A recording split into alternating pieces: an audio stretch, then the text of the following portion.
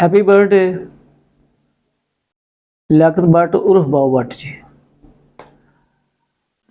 Sorry कि मैं एक दफ़ा लिखा था आपकी तहरीर, तो मैंने कहा आपकी आज बर्थडे है तो आपको पेश करूंगा, लेकिन किसी वजह से लेट है।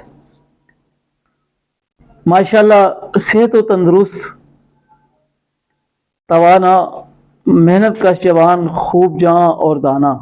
मेरे गांव बन बाजवा की मिट्टी की जरखेज़ी, मर्दम खेजी में खूबसूरत वजीह नौजवान।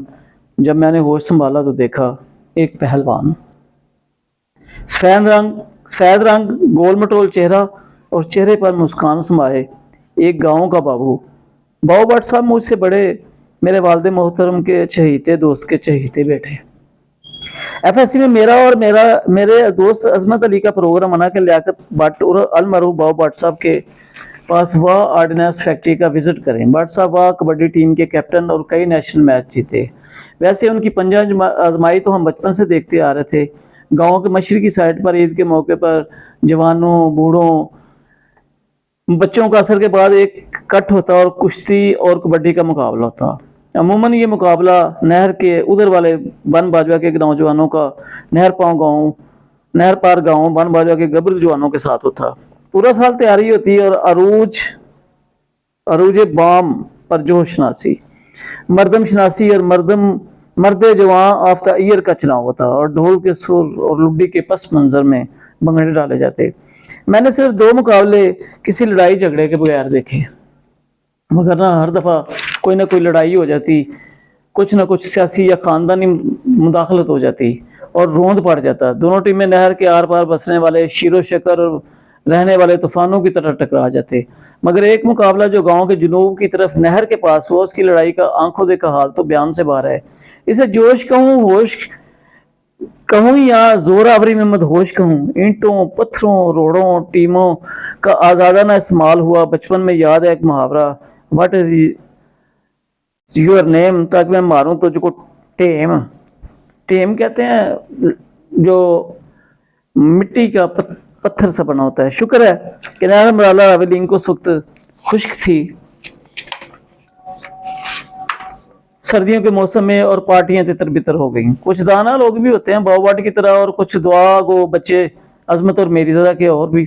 बाबू भट्ट जी को हमने थानेदार अकल क्रेशी मरहूम के ट्यूबवेल पर देखा। वो अपने मैदे को पानी से पूरा फुल करते और फिर मुंह में उंगली लगाकर पानी बाहर निकाल देते। हमने उनकी सेहत का राज यही जाना और कई दफ़ा हमने इसी तरह की कोशिश की जान बनाने की, बस पानी पानी हो जाते। मकौल बाबू भट्ट साहब ये तो मैदे की तजाबियत से साफ करता है और फिर इंसान यानी पहलवान और कुश्ती कबड्डी में लड़ता है। रात को हम बाबू भट्ट साहब की रहायश का वहाँ कैंट पहुंचे।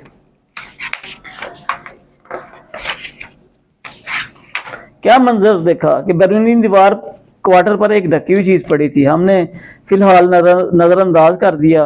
उन्होंने हमारी खूब मेहमान नवाजी की, मगर अपने लिए सुबह सुबह उन्होंने ढकी हुई पीली में से सफेद खीर निकाली और खाई। हमारे इस्तफसार पर बताया कि ये जान के लिए इंतहाई मुफीद चीज़ है। ये खीर थी और सेहत का राज इसी में पिन्हा है। नहार मुँह चावलों की खीर रात की जमी हुई सर्दियों के दिन थे।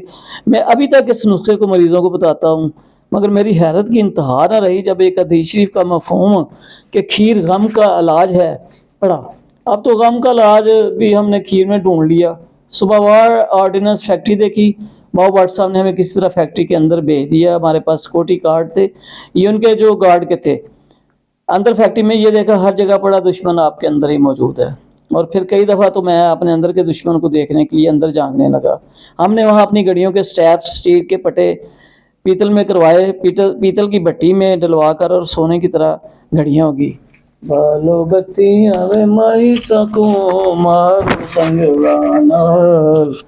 पितल बनाया सोना बन सामना। फिर तो कुंदन बन गया। फैक्ट्री में बंदूकों पर नए नाम प्रिंट होते देखे।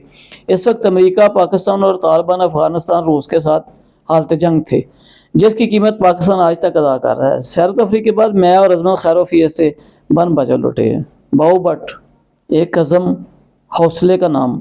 वहाँ से रिटायरमेंट के बाद वो एक अदद अपनी बस पसरूर डस्का रोड पर चलाते।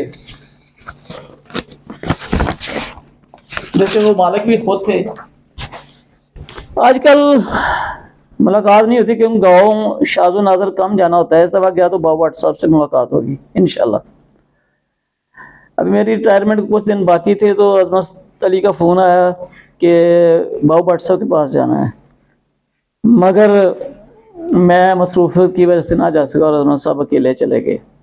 बस इंशाल्लाह मुलाकात होगी, मगर दो बातें, दो यादें बार बार जहन के नहा खानों से टकरा रही हैं। वालिद मरहूम कश्मीरी भट्ट ख़ानदान की बहुत चाहत फरमाते और हमें भी तलकीन करते। एक दफ़ा मैं अपने वालिद मरहूम के साथ भाई लतीफ़ टिबिया वाला की दुकान पर बाज़ार में खड़ा था। बाज़ार भरा हुआ था। अब्बा जी मरहूम की लड़ाई का मंजर था जो हमारी ही बरादरी की एक फैमिली के साथ था कि यकायक एक नौजवान नईम नामी ने पिस्टल निकाली और अब्बा जी की तरफ गोली चलाने लगा था कि बाबा भट्ट जी अब्बा जी के सामने शीशा पलाई दीवार बन गया। और दूसरी बात ये कि गांव में बिजली आई तो मशरक़ की सिमत से तार के हिस्से होकर ज़मीन में लाइन से निकाली। अभी बिजली के खंभे प्रोसेस में थे, उन्होंने मेन मोटी लाइन जिसमें बिजली रवां थी नंगी तार को पकड़ लिया। बातें तो शनासाई की बहुत हैं, किस्से वफा के बहुत हैं, मगर मैं इसी पर ही इक्तफा करूँगा।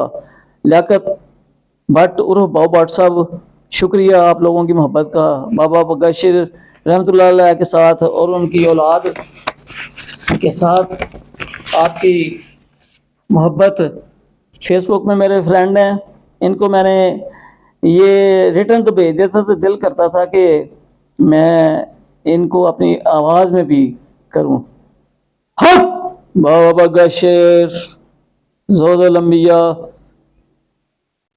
अल्लाह ताला आप सब कश्मीरियों को ता क़यामत खुश रखे और ज़ेबो ज़ीनत की सीढ़ियों पर चढ़ते रहें, ज़िंदगी की रवानी जारी व सारी रहे। अल्लाह ताला आपका निगहबान रहे और अल्लाह हाफ़िज़।